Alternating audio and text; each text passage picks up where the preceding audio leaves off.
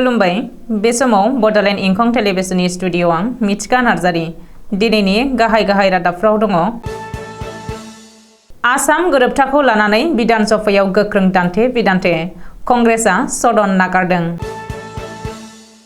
दुधनैयाव गिख्रंथाव लामा जाब्रथाय जाथायसालियावनो 3 सुबुंनि जिउ खहा। 1 लाख खामानि गैजायै लाइमोनफोरनो सोरखारा 2 लाख राङै होगोन बुंदों हिमन्त।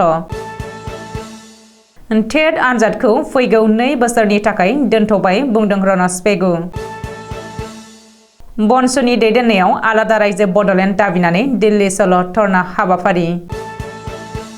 स्किमाव बरफ दुद्रुख्लायनायाव 7 दावबायारिनि जिउ खहा आरो 13 जोखोम। दानिया फैदोनि आबुं रादाबाव।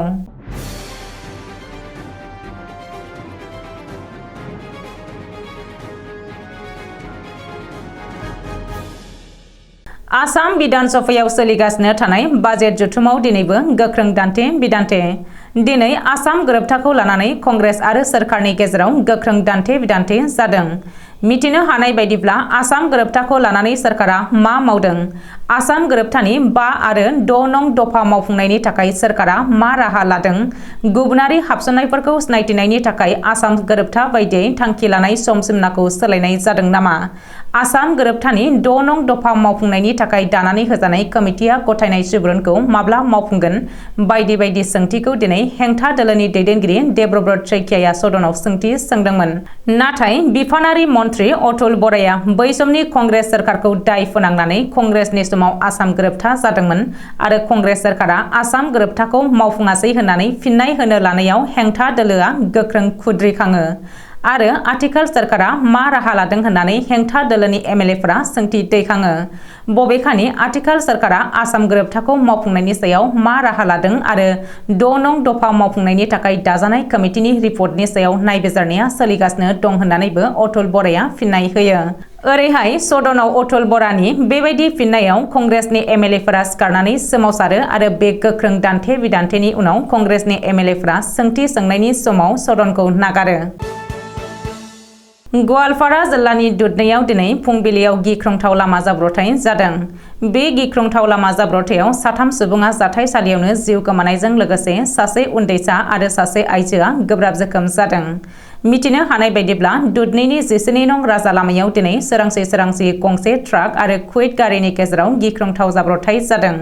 गुवाहाटीनिफ्राय गवालपारा फारसे जोबोद गोख्रैथिजों फैनाय AS19C 3234 नम्बरनि ट्राकआ AS01DX2353 नम्बरनि गंसे कुइट गारिखौ उनथिंनिफ्राय सौख्रेबो। बे जाब्रथायाव कुइट गारिया थेर-बेथेर जायो आरो गारियाव थानाय 3 सुबुङा जाथायसालियावनो जिउ गोमानायजों लोगोसे गुबुन 2 सुबुङा गोब्राब जोखोम जायो।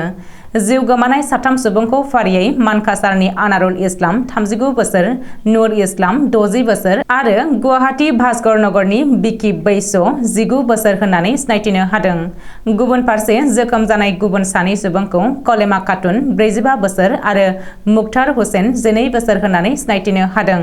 रिपर्ट बायदिब्ला बे गिख्रंथाव जाब्रथायनि बागै खौरां मोननानै पुलिस बिफाना जाथायसालियाव थांनानै उन्दैसा आरो आइजोखौ गोब्राब हालोदाव बोखांहोयो आरो देहा फाहामसालियाव दैथायहरो।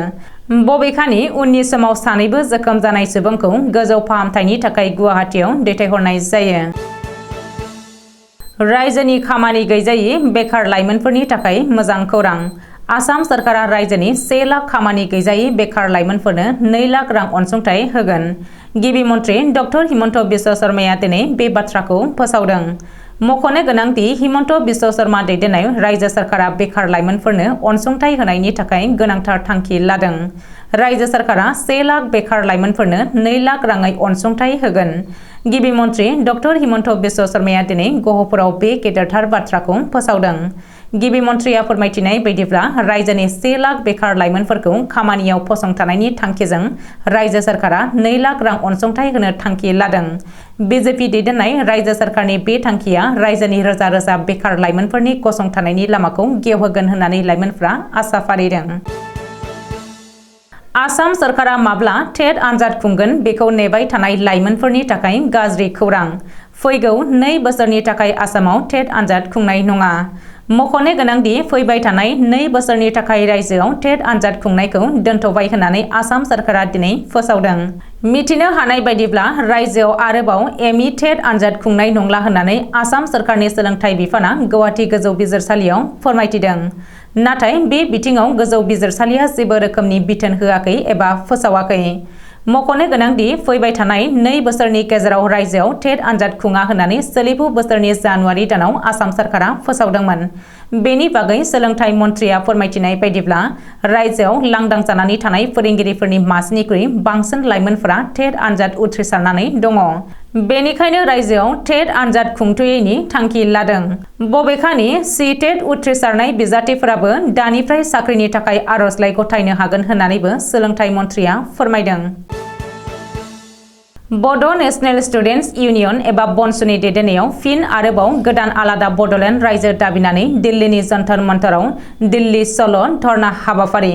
बुधबारखालि फुंनि 10 रिंगासोआव जन्तर मन्तराव बनसुनि डिभाइड आसाम 50-50 स्लगानजों गोमसारदों। बनसुआ नैथि खेबनि थाखाय आलादा रायजो बड'लेण्ड दाबिनानै दिल्ली सल' धर्ना हाबाफारियाव बनसुनि दैदेनगिरिमोनजों लोगोसे बड'लेण्ड स्टुडेन्टस मुभमेन्ट कमिटि आरो गोबां एलाइड स्टेक हल्डार आफादफोरा बे गोदान बड'लेण्ड दाबिनाय दिल्ली सल' धर्ना हाबाफारियाव बयबो गाजा गोमजायै बाहागो लाहैनायखौ नुनो मोन्दों। मख'नो गोनांदि बनसुआ थांनाय 2022 मायथाइनि 8 आगस्त खालि दिल्लीनि जन्तर मन्तराव आलादा रायजो बड'लेण्ड दाबिनानै गिबि खेब धर्ना हैजेनदोंमोन। बे धर्नायाव गासै सा 800 सुबुङा बाहागो लादोंमोन।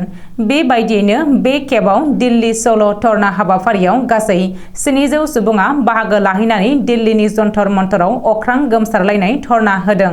नोजोर होनो गोनांदि 2020 मायथाइनि 27 जानुवारियाव एबसु आरो एनडिएफबिआ बिटिआर गोरोबथानि जोहै फाइनाल एन्ड कनप्रिहेन्सिभ होननानै गोरोबथा खालामखांनायनि उनाव बर' हारिनि आलादा रायजो बड'लेण्डनि जेंनाया जोबैलाय बनसु मुंनि गोदान बर' माहारियारि फरायसा आफादा बनजित मन्जिल बसुमतारीनि दैदेननायाव 2022 मायथाइनि 7 फेब्रुवारियाव जोनोम जायो आरो बै समनिफ्रायनो जिरायनाय गैयाजासे बनसुआ बर' हारिनि जेंनाफोरखौ सुस्रांनायनि थाखाय खामानि मावबोदों। सिक्किमाव बरफ दुद्रुख्लायनायाव दावबायारिफोरनि जारला।